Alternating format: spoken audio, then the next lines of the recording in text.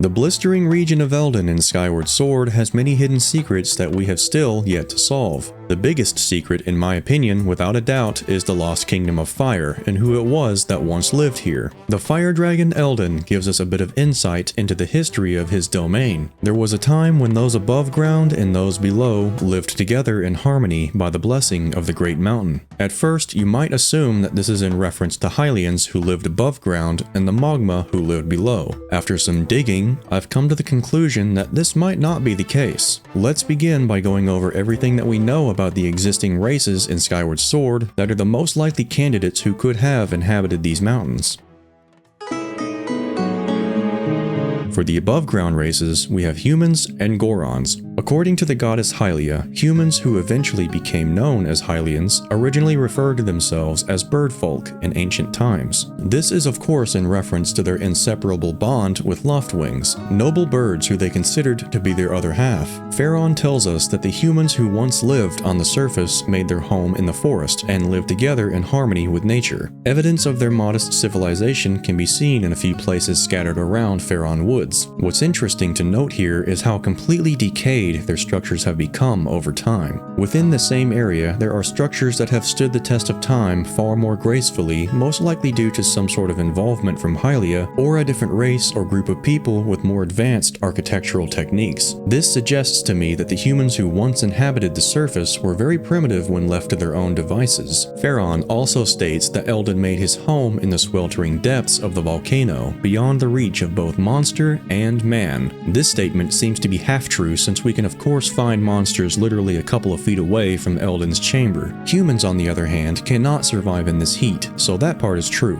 Link is only able to traverse this area due to his fire shield earrings, otherwise he would immediately burst into flames. Based on this information, we can assume that humans most likely kept to themselves in the Pharaon region and were not the ones who inhabited the fire sanctuary near the peak of Eldin Volcano. So what about the Gorons then? For some reason, Gorons in this game are sort of detached from every region. They don't actually have a place that they call home, nor do they seem to be very familiar with the explorable areas on the surface in general. They seem to be performing survey work and researching the ruins left behind by the previous civilizations, which I find to be extremely odd since Gorons were supposedly part of the retaliation against Demise. Gorons should be very well aware of everything that's happened and what's on the surface, but they seem to still be trying to figure it all out. Gorko can be found at the entrance of the fire sanctuary, meaning he was able to survive the heat on the way in, which makes Gorons a good candidate for who originally lived here. Unfortunately, he soon makes it obvious that he has absolutely no idea what this place is or how to disable the defense mechanisms leading up to it. When examining a variety of contraptions, Fee will usually have a pretty good understanding of what their purpose and functions are,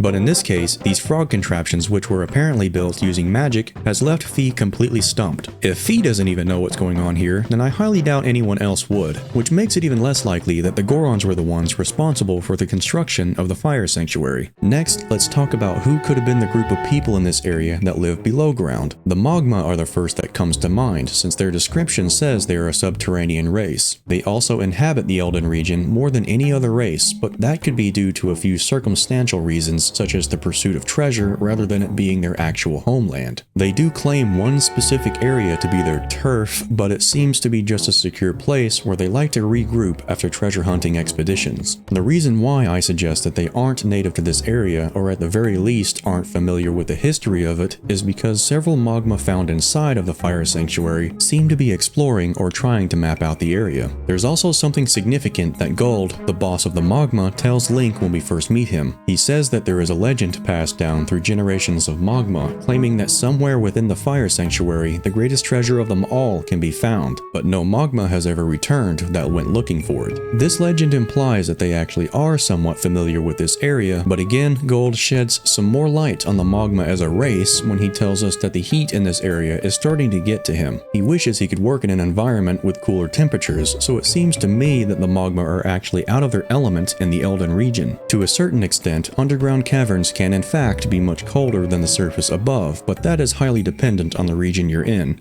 caverns below or around a volcano, active or not, are some of the most hostile, uninhabitable areas on the planet due to the extreme heat, so it's unlikely that the magma were the ones who live below ground near the fire sanctuary. The Gorons, on the other hand, absolutely love the heat. The lost city of Gorondia in Tears of the Kingdom is a great example of Gorons living below the surface within the heart of Death Mountain. If it weren't for the fact that Gorko demonstrates a complete lack of awareness of the mechanisms or interiors of the fire sanctuary, I would be much more comfortable with saying they were the ones who live below the surface here. Now, if there were two completely different races living here, you don't necessarily have to know everything about the other group and their creations, but it would definitely help me figure out everything that's going on here.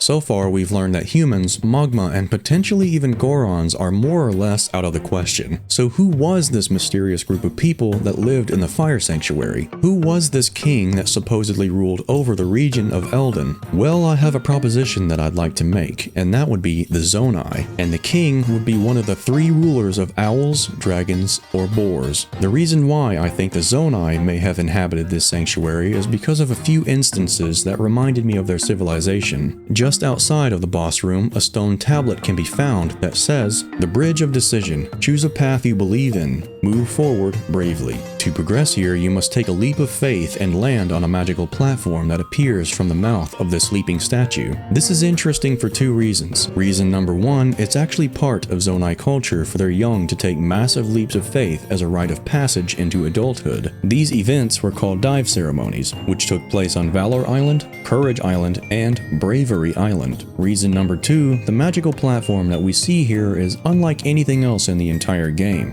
Do you remember those magical frog contraptions and how Fee was unfamiliar with their purpose? Well, now we have two instances of unknown magical mechanisms at play within the same area. The Zonai are said to be the closest beings to the gods that lived in a completely different civilization in the heavens. They seem to have their own unique type of magic, which would make sense why Fee wouldn't be able to understand how any of it works. The boss room where we fight Girahim contains one of the most well-kept secrets during ancient times, which is the existence of a second gate of time. Now ask yourself this, who do you think would be considered trustworthy enough to not only safeguard one of Hylia's most highly classified secrets, but also one of the goddess flames? I really find myself struggling to think of anyone in the entire history or lore of Zelda other than the member of the Zonai, specifically speaking, one of the three rulers of owls, dragons, or boars. The reason why it's difficult to say which one I think it might be is because we do see a recurring bird theme in several areas throughout the fire sanctuary, especially with the two owl statues at the entrance. However, I don't feel like that's enough evidence to fully make a decision. Either way, there are a lot of weird things going on with this place that I think will never truly be explained. As much as I would like to try and say that the mysterious underground race in Tears of the Kingdom could have inhabited the area beneath the fire sanctuary, there's just literally zero evidence of that ever being the case. In the end, it's all still completely up in the air who actually lived here, but I'm curious as to what you think might be going on.